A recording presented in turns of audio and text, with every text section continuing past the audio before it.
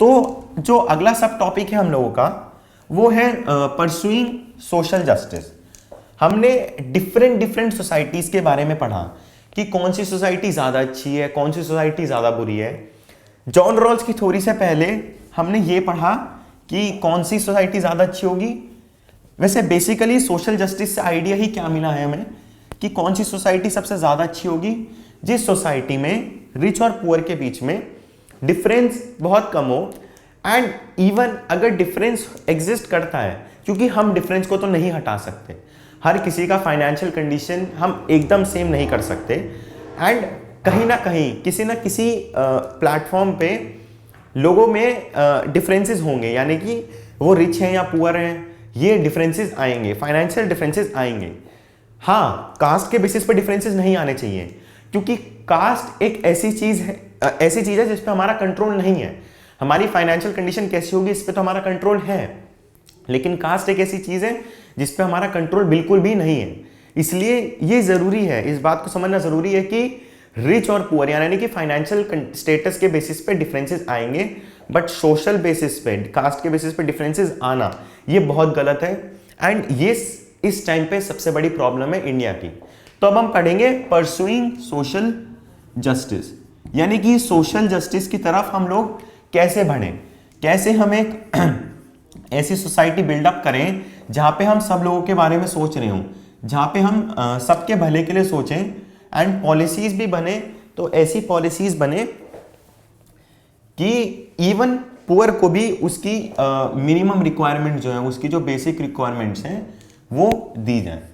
तो ये है परसुइंग सोशल जस्टिस। तो अब जो डिफरेंट टाइप ऑफ सोसाइटीज का आइडिया हमारे सामने आया है, इवन जॉन रॉल्स की थ्योरी भी जो है वो किस तरफ मूव करती है, एक ऐसे सोसाइटी की तरफ जहां डिफरेंस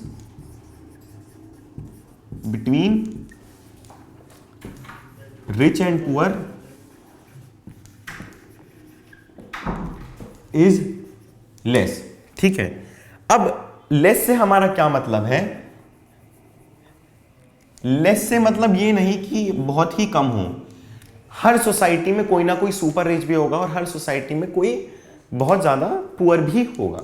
ठीक है, ये बात भी मानने की है कि हर सोसाइटी में बहुत ज्यादा रिच होगा। ऐसी सोसाइटी जिसमें डिफरेंसेस तो ज्यादा हैं, मान लीजिए बहुत रिच भी है कोई, बहुत पुअर भी है, लेकिन जो बहुत पुअर भी है उसको भी उसकी बेसिक रिक्वायरमेंट्स मिली हैं, जो कि हमने पहले बात की, हेल्थ और एजुकेशन, वो एक जस्ट सोसाइटी है। तो बेसिकली जस्ट सोसाइटी का आइडिया क्या है? जिसमें difference between rich and poor is less and even the poor is getting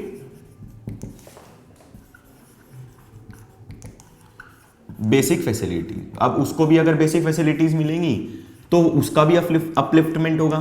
तो इसलिए हम लोग कहते हैं कि उसको लिविंग कंडीशंस, उसकी पुअर को भी बेसिक फैसिलिटीज, उसकी भी लिविंग कंडीशंस अच्छी की जाए। अब इससे पहले हमने जॉन रॉल्स का आइडिया पढ़ा जस्टिस का, उसकी थ्योरी पढ़ी जस्टिस के ऊपर हमने। ठीक है, जब हम ये पढ़ते हैं कि even the poor is getting basic facilities, हमने कहा कि सबसे पुअर को भी एक बेसिक फैसिलिटीज मिलती हैं। हमें एक ऐसी सोसाइटी डेवलप करनी है, उसमें एक जॉन रॉल्स की थ्योरी आई, लेकिन ये कैसे कैलकुलेट किया जाए कि हर किसी की बेसिक रिक्वायरमेंट क्या है एंड उस रिक्वायरमेंट को कैसे प्रोवाइड किया जाए, उस रिक्वायरमेंट को हर इंसान तक कैसे पहुंचाया जाए, इसके ऊपर बहुत सारे लेवल्स पे अलग अलग डिसीजन लिए गए हैं, बहुत सारी पॉलिसीज बनी है। एंड इंडिया ही नहीं, ऑलमोस्ट हर कंट्री इसी की तरफ बढ़ रही, इसी की तरफ काम करना चाहती है कि कैसे रिक्वायरमेंट पहुंचाई जाए, कैसे डिफरेंस को कम किया जाए। अब इस डिफरेंस को कम करने के लिए जरूरी है इसको कैलकुलेट करना, ये कितना डिफरेंस है ये कैलकुलेट करना कि कौन कौन सी बेसिक रिक्वायरमेंट किस किस तरीके के लोगों को कहां कहां पर चाहिए। एंड इसको कैलकुलेट करने के लिए हम लोग डिफरेंट मेजर्स, डिफरेंट पॉलिसीज को डिफरेंट टाइम्स पे अडॉप्ट किया है। एंड परसुइंग सोशल जस्टिस, ये जो सब हेडिंग है हम इसमें यही पढ़ेंगे। तो जो हमारा है, जो पहला है state intervention versus market intervention करके जो पहली सब हेडिंग है हम उसमें पढ़ेंगे। उससे पहले B.R. अम्बेडकर का एक बहुत ही इंटरेस्टिंग और बहुत ही अमेजिंग थॉट दिया गया है, जो कि ये है, जो कि हम क्योंकि शुरू से सोशल जस्टिस में जस्ट सोसाइटी के बारे में बात कर रहे हैं, तो बी आर अम्बेडकर का क्या आइडिया था जस्टिस का, उन्होंने एक थॉट में एक्सप्लेन किया है, और वो ये है कि अ just society is that society, a just society is that society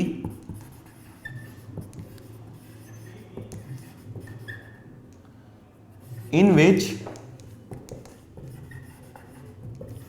ascending sense of reverence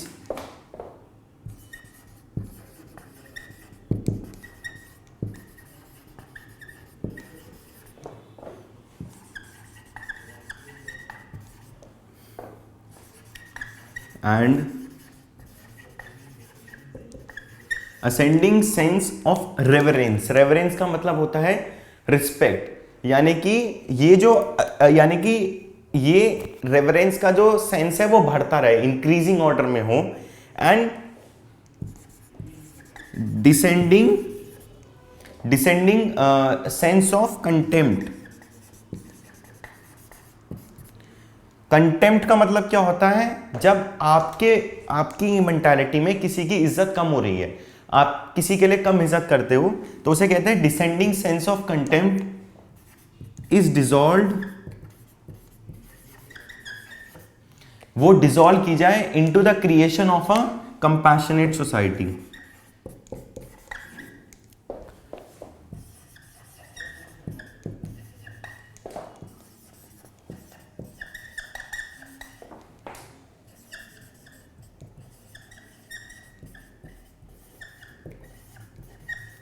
यानी कि बी आर अम्बेडकर का क्या कहना है कि एक जस्ट सोसाइटी वो सोसाइटी होती है जिसमें रिस्पेक्ट का सेंस, यानी कि किसी इंसान के लिए बढ़ते हुए रिस्पेक्ट का सेंस, और किसी भी इंसान के लिए बढ़ते हुए घटते हुए रिस्पेक्ट का सेंस। यानी कि वो ये कह रहे हैं कि कई बार आपके मन में किसी इंसान के लिए इज्जत बढ़ती है या एक सोसाइटी के लिए इज्जत बढ़ती है, कई बार आपके मन में किसी सोसाइटी के लिए इज्जत घटती है।